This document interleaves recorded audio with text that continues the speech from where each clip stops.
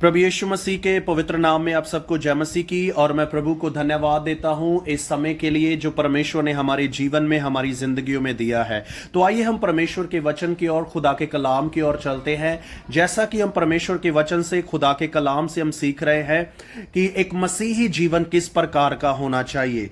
तो हमने दानियल के बारे में सीखा था, तो आज हम बात करेंगे प्रेरितों के काम की किताब में दो खुदा के खादिम है, खुदा के दास है। एक का नाम पौलुस है और एक का नाम सिलास है। और कलाम कहता है कि वो वचन की सेवा के लिए एक नगर में, एक शहर में गए।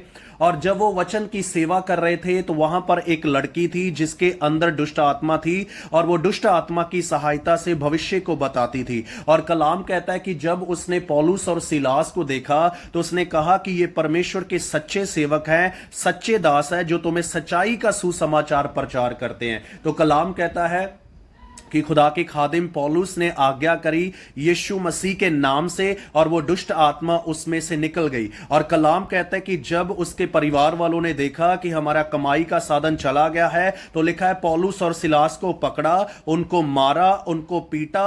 और कलाम उसके बाद इस प्रकार बताता है कि उनको बंदी गृह में डाल दिया गया। और लिखा है वो बंदी गृह में है, जेल में थे, और हाथों में बेड़ियां थी, पैरों में बेड़ियां थी। और कलाम कहता है आधी रात के लगभग लिखा है वो प्रार्थना करने लगे और स्तुति के गीत गाने लगे। और लिखा है कि आधी रात के लगभग वो जेल में है, बंदी गृह में है, उनको मारा गया, उनको पीटा गया, और फिर भी प्रभु से वो कंप्लेंट नहीं करते, खुदा से वो कंप्लेंट नहीं करते कि उन्होंने ये नहीं कहा कि प्रभु हम तो आपकी सेवा के लिए निकले हैं, हम तो सच्चाई का वचन सिखा रहे हैं, हमारे जीवन में ये दुख, हमारे जीवन में ये कष्ट क्यों आ रहा है। पर बाइबल बताती है बंदी गृह में है, जेल में है, मारा गया है, पीटा गया है, बेड़ियों के साथ जकड़े हुए हैं, और फिर भी कलाम कहता है आधी रात के लगभग पौलुस और सिलास प्रार्थना करने लगे, और लिखा है स्तुति के गीत गाने लगे,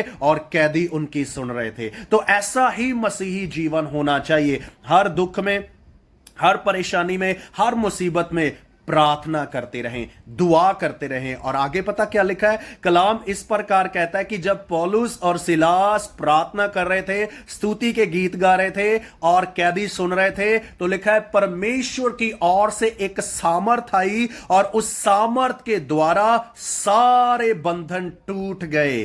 तो प्रार्थना के द्वारा, आराधना के द्वारा सारे बंधन टूटते हैं। इसलिए मसीही जीवन प्रार्थना का जीवन, दुआ का जीवन होना चाहिए, और हर हालात में प्रार्थना करना है। प्रभु आप सबको बहुत आशीष दे। खुदा का अनुग्रह, खुदा का फजल सब पर बना रहे। God bless all.